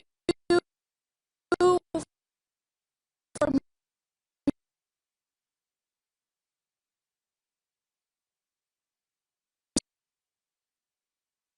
As you guys, as with Orlando Bloom, as jump in the car to go. Pretty, and only imagine how these astronauts now that we can officially deem them astronauts, are going to feel. I can't wait to get their reaction. We are headed out there now. I will check back in with you as soon as I have them. Sounds good, Carissa. And as everybody can see, she is... those recovery crews are screaming out there. So we actually send them out as soon as we spot the capsule. And there's little Rose, Katy's daughter, who has just Daisy, excuse me, who has just seen her mother go to space and come back. I'm sure she cannot wait to say hello. So, but as I was mentioning, the recovery crew is heading out there. We send them out as soon as we can see the crew capsule and spot the crew capsule descending. There will be at least 2 trucks that go out there. What you'll see is they will come around the capsule. We also have crew member 7 who's in there. She will run out, go around to each window, make sure that each astronaut is fine, and the recovery crews will safe the capsule before we exit the astronauts. You know, it's hard to pick a favorite moment, right? Launch, landing, it's all good. But the moment coming up might be my absolute favorite, right? It's the moment the recovery team gets out there, then all the friends and family, and we get to see the astronauts emerge from the capsule, and we get to hear what they thought from the last, 10 minutes or so that they were up in space.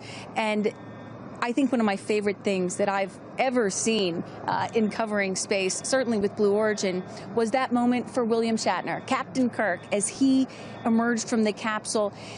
And this is exactly why you want to send people that are not just professional astronauts into space. What he said was so moving that day. 100% agree. But it's not just the astronauts that are here that are being moved by this event. We've got Tabitha that's with some of the friends and family out there. Tabitha, give me an update from the viewing platform. I mean, not a dry eye in the stand, I tell you right now. Chloe, I just want to know from your perspective, that moment, what was it like? I don't think I realized how emotional it was going to be, and I literally had chills all over my body from the second it launched until the moment I just saw it land. And it's sort of hard to explain, because I don't think you would be that emotional, but it's incredible. It takes your breath away. And I feel like I have all this adrenaline and I'm just standing here. Right? It's very true. Same. It's really, first of all, we're so thrilled that the girls are safe and everything went so well. And so that's a relief because, I'm sure there's a lot of nerves up there, but to hear the girls screaming and having such when they said they saw the pink moon. Yeah. I heard the audio. I was like, that is the coolest thing. I cannot wait to get the footage from inside and to see that. I want to hear every little emotion that they had, and we can't wait to see the footage from inside. What are the chances? The pink moon, the rocket launch. It's so exciting. It's a great day. It's been a pretty phenomenal day. So when are you guys going up is the real question. Oh my gosh, I don't know, but this made it a little more enticing. Never. Right. That's what I you can go on behalf of the rest of us, but thank you. I think we'd all drag you off of the tarmac before we let you go up. But, I like you being an observer. Okay. Yeah. Well, we love being able to share this experience with you, and thank you for sharing how you feel out here with our audience. So it's been really, really incredible. So yeah, the emotions are high because it's so exciting and energizing. And gosh, Kristen, Ariane, I don't know what to say. I did cry. I didn't think I was going to cry, and I cried. Tabitha, I love you putting them on the spot there. Chloe and Chris, are you guys going up? Keeping up with the Kardashians in space.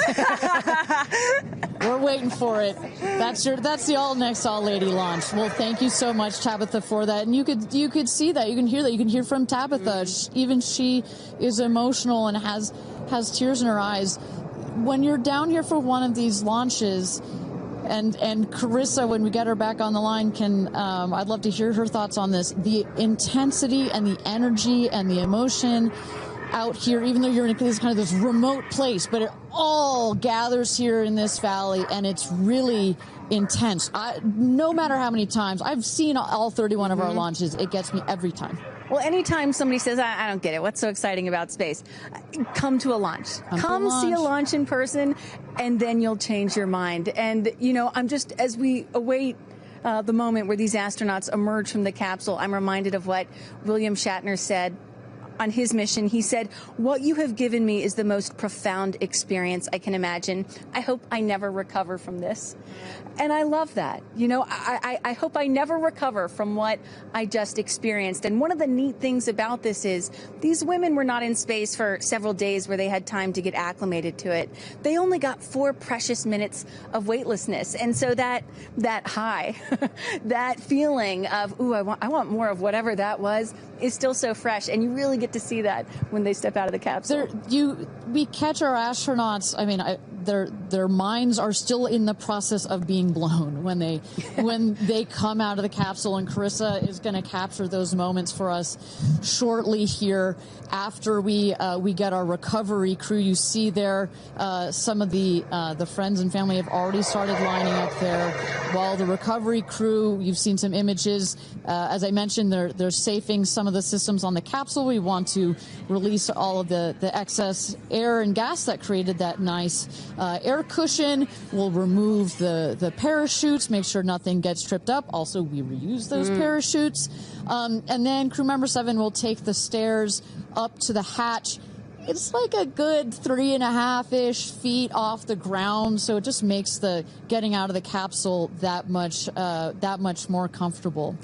Crew member 7, last but not least, crew member 7 will open the hatch, and we'll get to see one by one as these lady astronauts now exit the capsule.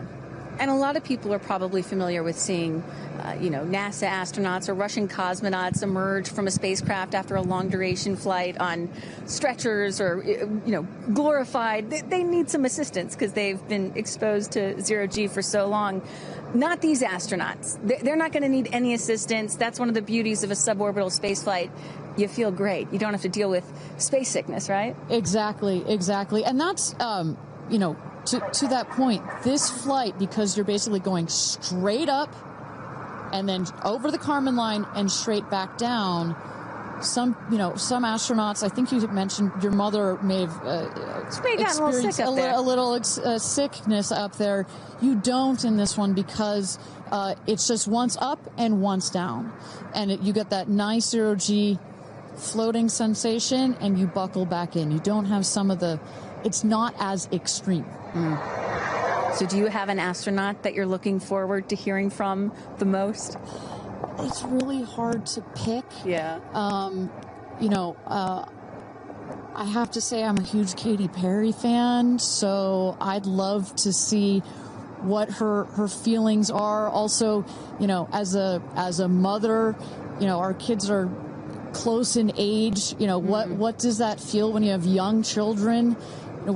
You saw her get so emotional in her pre-flight interview. Is that still the weighing emotion, or is she still just, oh my God, I saw the stars, I saw the curvature of the Earth? What's going to come out of her mouth, but really her heart? And is that Jeff Bezos out there right by the capsule? Kind of hard to see. That is correct. That is Jeff Bezos, our founder, on the left, as well as Sarah Knights, our crew member 7. And I just want to thank our viewers for joining us. NS-31, New Shepard's 31st mission to space, our 11th human space flight. From all parts of this flight, for the booster, for the capsule, for our astronauts, a completely successful flight, one of the smoothest flights we've had so far. And we're now just awaiting the opening of the hatch so we can get some views from our 6 new astronauts. Phelps. And I would imagine Lauren Sanchez in seat 1 will be coming out first. That is correct. They'll go. She's in seat 1, which is next to the left, the left window there. She will go first. And then last in number 6 is Carrie Ann. That is the window on the right. Side canyon.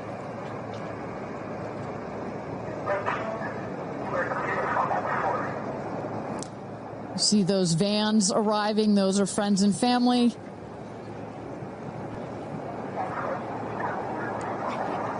And that's Carrie Ann looking out the window, in the window to the right there.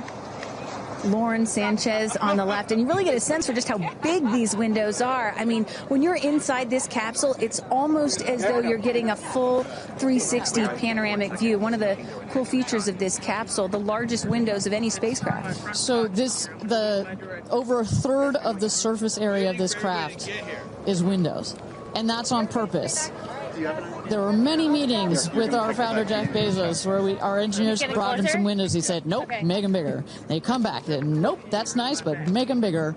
And what you get here, why is that so important? So many of our astronauts have said, when I got out of my seat, I looked outside my window, and I turned around, and I looked at the other 5 windows, and my brain created a panoramic view, a panoramic photo of it, because so much of the capsule is windows, and it makes for just an incredible experience. Sarah. Good? Okay, here we go. Yeah. Here goes Jeff Bezos to open the hatch. She didn't really close it again. Come on out, guys. Yeah, of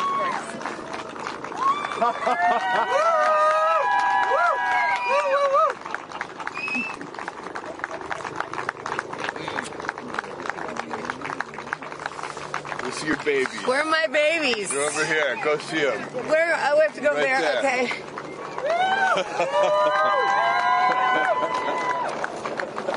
Katie! Woo!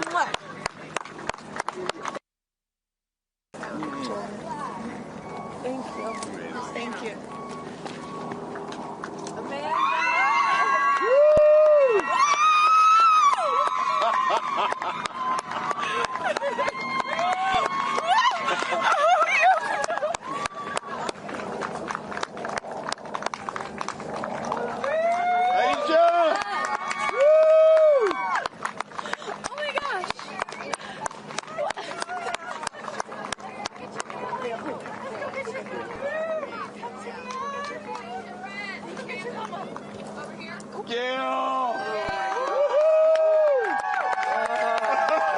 I just have to have a moment with the ground. Let me just appreciate the ground for just a second. Thank you, Jesus. Oh my God. That was amazing. Yeah. It was amazing. I'm so proud. So proud of you. Me too. Oh my God.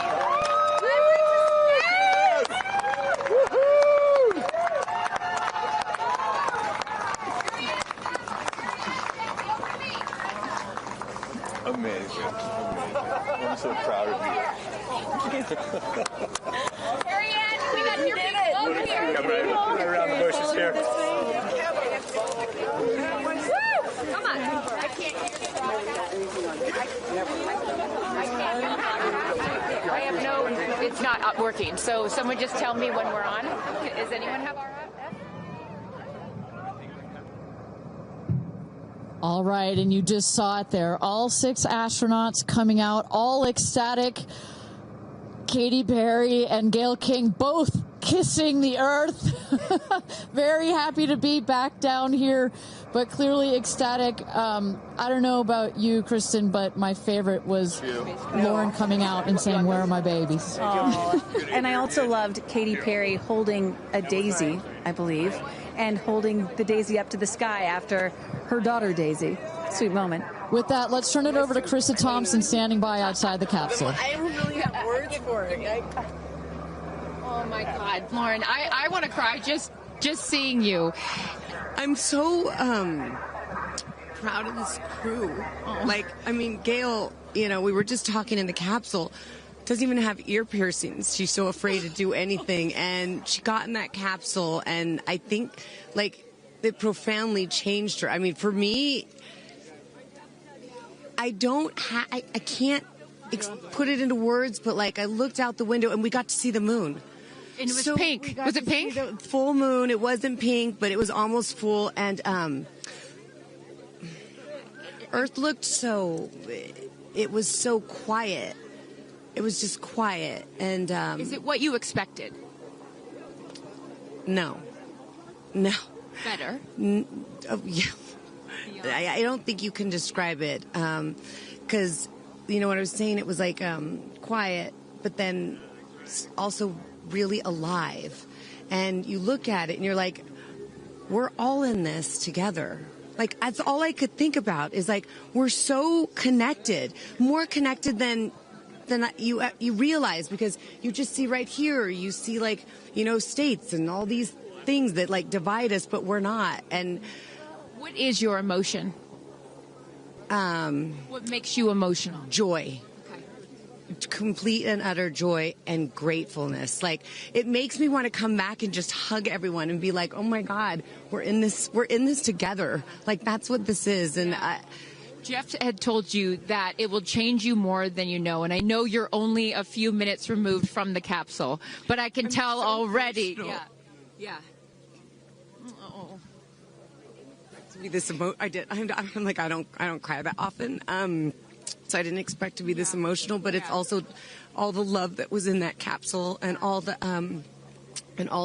heart and the feelings and all the things, and like seeing Jeff before I left, I just went, you know, I had to come back. I mean, we're getting married. If I didn't come back, that would be a bummer for me. Only you, by the way, would say this to me. You said, Jeff, if you don't want to marry me, you don't have to send me to space. Don't have to send me to space.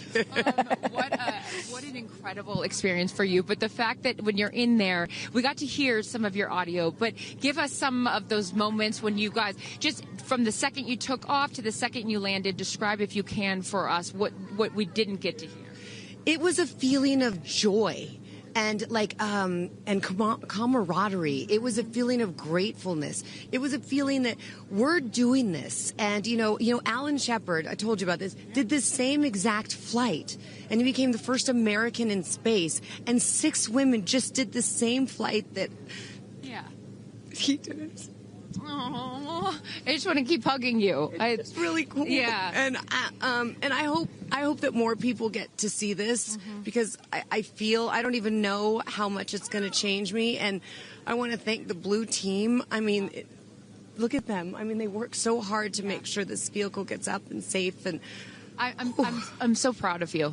I'm so proud of you. It's one thing to say you're going to do it. It's another thing to actually do it. And I know there's a phrase in your family that life takes off on the other side of fear. And here you are, just having landed back on Earth. And now you are officially, Lauren Sanchez, already adding to your extensive resume, you are an astronaut. Congratulations. Thank you. I'm very excited. I'm excited to share it with the world, and I'm so grateful to everyone here. I love you. Go be with your family. But to process and download what just happened to me. Well, get on in here, Amanda. Someone that can now articulate exactly how Lauren is feeling. Lauren being so candid about overcome with emotion. How are you feeling? I know, Amanda, this has been a dream of yours, a long-awaited dream, and now it is finally official. You are an astronaut. Congratulations. Thank you so much. You know, I usually have nice words to say, but in this moment, I just want all survivors to know that you can heal. No dream is too wild, and that if it's so wild out there, like going to space, you can absolutely make it through, and it can absolutely be possible. You mentioned to us prior to going up, you said that you needed to go to space to heal. I know you're only a few minutes removed from this incredible experience. Do you feel healed? You know, I had a zero-G indicator that I didn't know if I would bring, and I ended up bringing it. Okay. And explain for the folks at home that don't know what that means, what it is that you're holding. Yes, the zero-G indicator is something all astronauts have that floats once you hit space, lets you know you're there.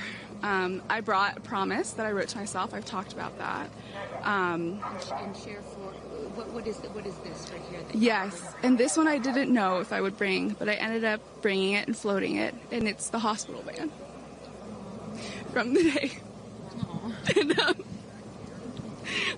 I got to honor her today, and I'm so grateful to the thousands of people, the engineers, the scientists, just everyone who has made this a reality. And you also have written here, I know that you had this on your laptop, right? Yes, that's right. This is my zero-G indicator, a promise I made to myself that if I were to pause my astronaut dreams and fight for rights, that one day I would return to her. And it says, never, never give up. Well, those dreams are no longer on hold. You are finally an astronaut. Congratulations. Enjoy this moment with your family, and thank you for sharing it with us. Thank you, Amanda. Carrie Ann, you said to me yesterday, you said, when I get out of that capsule, I'm going to be an emotional wreck. And I think what I will just say, for anyone that has never had the great privilege, of being here, this is my first time at a launch, and it is very emotional. Describe, if you can, how you're feeling. I have almost no words. It was the most incredible experience of my life to be up there and see like such vast darkness in space and look down on our planet. The moon was so beautiful, and that was like, I felt like that was a special gift just for me. I'm so sorry. No, don't apologize. Are you kidding? You just went to space. You just went to space. This is it. Like knowing that everyone I loved was standing down there looking back up at me, and I just hope that these types of experiences, clear a path for everyone to be able to do that. You told us a beautiful story about your son when you told him you were going to go to space, and that, get over here so I can hold you, and that he went back to school and he was all excited to tell his friends that his mom was going to space, and they said, your mom can't go to space. Moms don't go to space. Well, guess what? This mom just went to space. Congratulations. You are officially an astronaut. And I know you're wearing a very special necklace from an incredible group of people that you hold near and dear to your heart. What would you like to say to them watching? I'm wearing a few necklaces today. My dear friends threw me a blast-off party and gave me this feather, which obviously represents the Blue Origin logo. And it felt so special to have it close to my heart. And in space with me. And I feel like it helped me take all of them with me on this journey. Yes. Well, I will let you go enjoy this historic moment with your family, and thank you for sharing it with us. Congratulations. You're an astronaut. Gayle, get on over. I'm still floating. I can't believe it. I cannot believe it. I'm so proud of you. And I know that I speak for the collective, because you have been so honest. You've been so vulnerable. And I spoke to your best friend prior to you taking off, and I asked her why it was so important for you to do this. And she said, so she didn't have to hear you say, I wish I would have done that. That's so true. But now, Gayle King, you are officially an astronaut. How do you feel? I still can't accept that word, but I will say I can't even believe what I saw. When somebody calls this a ride, this was not a ride. What happened to us was not a ride. This was a bona fide friggin' flight. And our instructor, we were so well prepared. So every noise we heard, we knew. But the flight instructor said that I am her best success story. Why? Because she's never had somebody go through the course who's terrified of flying. Everybody who's gone through the course is somebody that it's been a lifelong dream. They wanted to do it. So she said, I'm her best success story. I'm so proud of me right now. I still can't believe it. I still can't believe it. I was just going to say, prior to the launch, you said that you would be so proud of yourself if you went through with this. Yes. And you did. What was the best part, Gayle? It's oddly quiet when you get up there. It's really quiet and peaceful. And you look down at the planet and you think, that's where we came from? And to me, it's such a reminder about how we need to do better, be better. Do better, be better human beings. And what do you mean by that? Processing.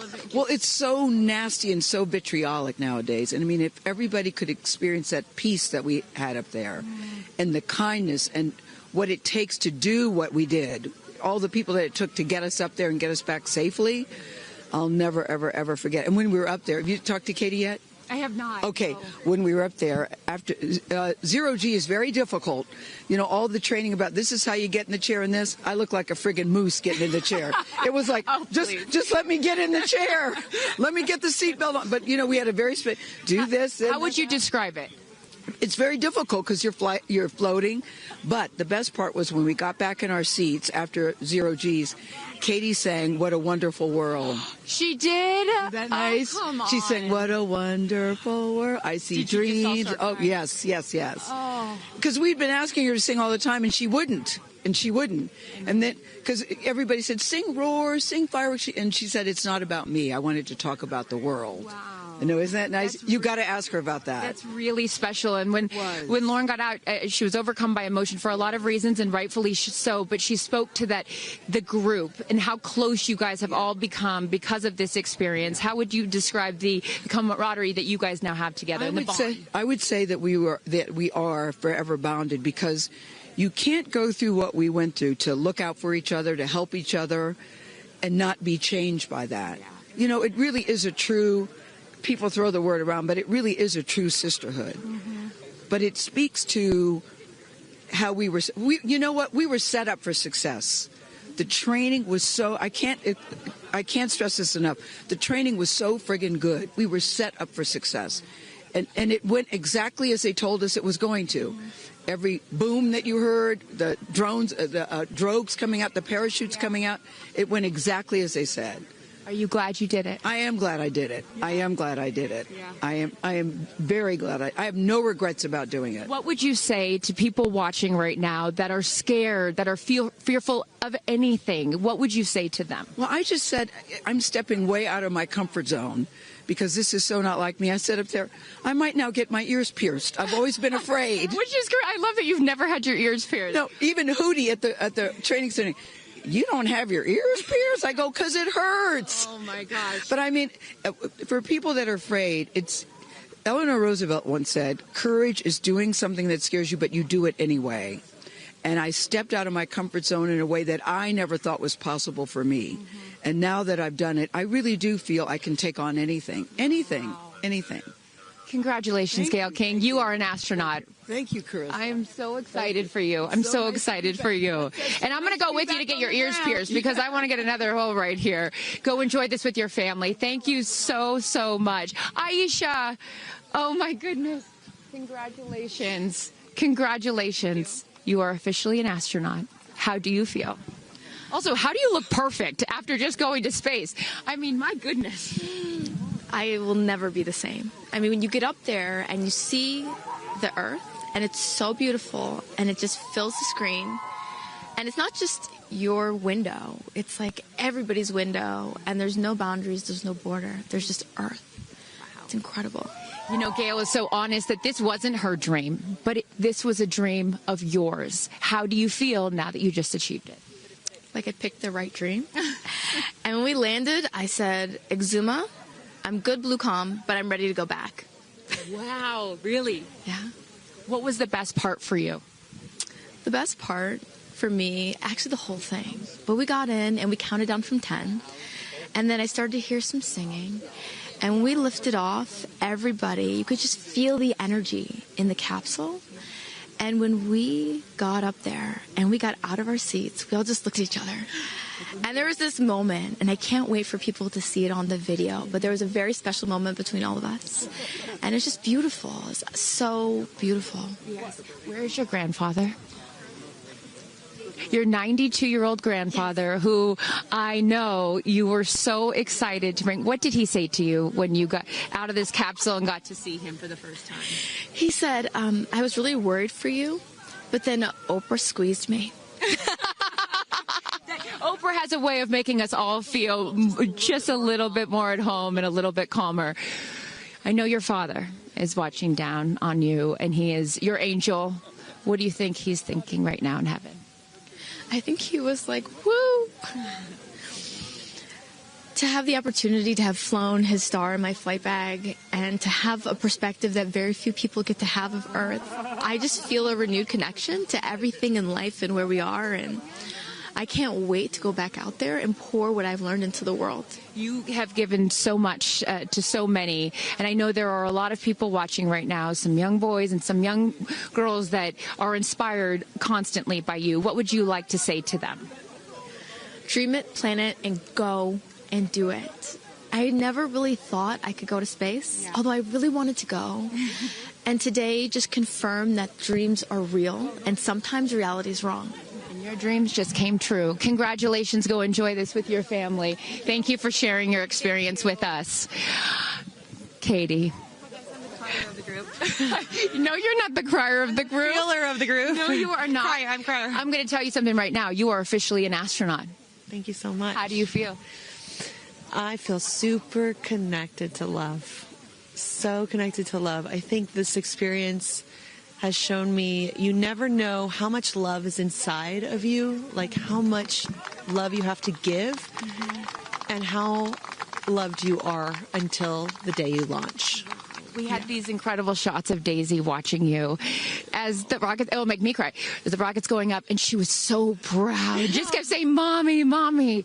And I know you'll feel the same way when you watch it. And you brought a real life Daisy up. That's it was right. important for you, not only because it's your daughter's name, but why else was that important to bring it? Daisies are common flowers, but they grow through any condition. They go through cement, they go through cracks, they go through walls. They are resilient, they are powerful, they are strong, they are everywhere.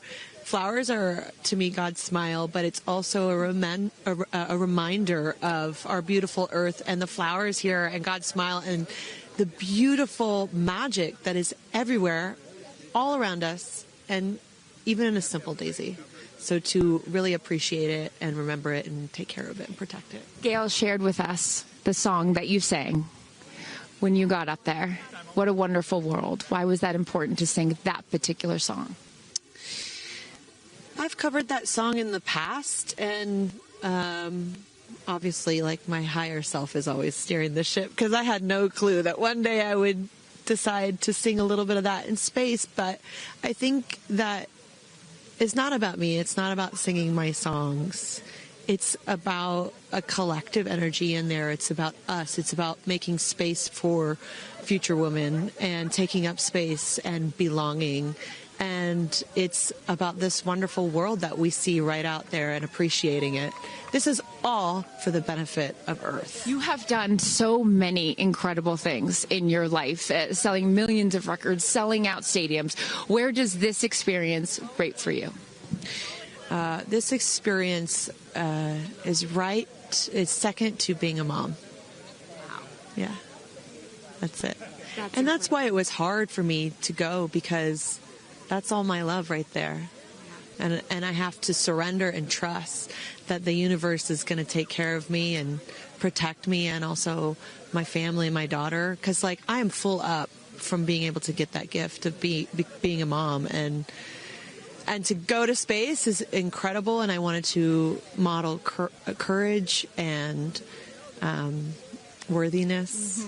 And fearlessness. You did. You said you wanted to go to space for the fearless women in your life as well, your sister and your mom. Yeah. What was their reaction when you got to see them after you got off the capsule? I have only seen my mom, and I was like, "Are you okay, Mom?" She just knew. She knew. She was totally okay, and I'm sure she was speaking in tongues underneath her breath, as she does all the time. She would do that for anything else, but definitely today. But she was so super confident. My mom, she has this thing where she can see. I mean, even down to the name of, like, the capsule being Tortoise. I know you spoke to all of your fans about that the capsule's named Tortoise, the feather on the side, that, you know, the symbol of Blue Origin, all of those gave you confidence that this was the right thing for you to do, correct? Yeah, because I just asked for a sign from the heavens, from my angels, and they're like, well, here's the feather, which is what your mother calls you, and if that's not enough, the capsule's named Tortoise, which is your second nickname that your mother calls you. And I'm like, okay, I'm going. Yeah. I got the message, and I'm going to get the message. Before I let you get back to your family, I just have to ask you, describe for us, because you're so brilliant at putting, you know, words together and describing moments that we can all appreciate later. How would you describe the moment when you took off and then the moment you landed? The moment, I mean, it is the highest high, and it is surrender to the unknown, trust, and this whole journey is not just about going to space. It's the training, it's the team, it's the whole thing. I couldn't recommend this experience more. This is like up there with all the, you know, different tools that I've learned in my life, from meditation to the Hoffman process, this is up there because what you're doing is you're like really finding the love for yourself, because you got to trust in yourself on this journey. And then you're feeling the love when you come down, for sure. And you're feeling that strength. So I feel really connected to that strong, divine feminine right now. By the way, you're such a badass. I love that the month of April, you're like, I'm going to space and I'm launching my tour. I mean, it's really incredible. Now I know I'm asking this question for your fans. Will you write a song about this experience? Oh, for sure. 100%. And not only that, I got to reveal my set list for the tour on a butterfly. How apropos. Incredible. Just flying in space. I don't know if anyone's ever in space. I don't know if anyone's ever done that before, so I'll just Well, there's a lot of things that you have done first. You are now officially an astronaut, and let me just tell you, on behalf of everyone here at Blue Origin, our webcast, and everyone, all of these individuals that put this incredible thing on, congratulations. Thank you so much. Thank you for sharing your experience. It's a 10 out of 10. That's my review. 10 out of 10. You There definitely go. go for it. 10 out of 10. Thank you, Katy. Congratulations. All right, you guys, so many fun moments that we'll continue to see as we get the footage. But I'm going to send it back to you and let these incredible astronauts enjoy their time with their friends and family. Thank you so much, Carissa. Wow.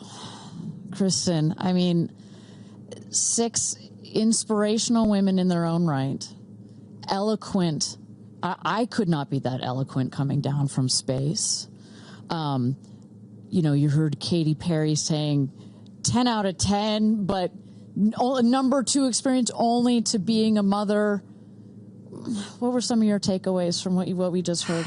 You know, Gayle King used the word sisterhood.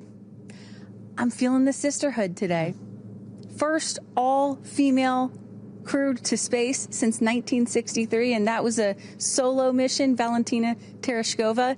And I'm with an all-female broadcast team here at Cheers, Launch sister. Site 1 in Blue Origin. Ariane, it has been a complete honor to work alongside you. It has been such an honor to watch all of the things that these women and their loved ones have said about what this experience means to them, because I am a firm believer that if you don't understand why people come out here to watch a space flight, it's just because you haven't seen a launch yet and you haven't been a part of this experience. And I truly believe what we witnessed here today is something that will continue to open up spaceflight and this experience for all of humanity and our little ones at home. 100%. You know, I said it earlier. You can't be it if you can't see it. And to see these 6 women go up and the roles that they have played before, but I can't wait to see the roles that they play afterwards in their way of telling this story for the world to hear, to experience, to see. This is just the beginning. So I want to give a shout out to them, because as you saw, that is coming out of your comfort zone, whether you wanted to go to space or you're like Gayle and you didn't anticipate it. Thank you for trusting yourselves and to their families and trusting their loved ones with Blue Origin. We are very proud to do that. I'm so proud of Gayle King, too. I wonder if she's still afraid to fly on airplanes after flying to space. Have we cured her of her fear of flying? I don't know. We've cured her for getting her ears pierced. So there like, we go. Baby We'll take steps. that one. Let's start with that one after this not so baby step. Aw. Look at that beautiful shot. And now the party starts, right? Can we pop some champagne and celebrate a little bit later? Let's do it. It's only 9:20 a.m. It's not too early. 5 o'clock somewhere, baby. All right. What an incredible day. Just for all of us, for our astronauts, for our Blue Origin team. It was an honor to fly you to space. And if you would like to follow in the pioneering footsteps of these astronauts and purchase a seat to space, visit BlueOrigin.com and click Fly to Space. Your own journey to visit the Kármán line is much closer than you think. If you'd also like to purchase a mission patch to commemorate today's launch, head to Blue Origin shop for patches and much, much more. For Kristen, Carissa, and Tabitha, I'm Ariane Cornell. Thank you so much for joining us. And until our next launch, Gradatum Ferocitor.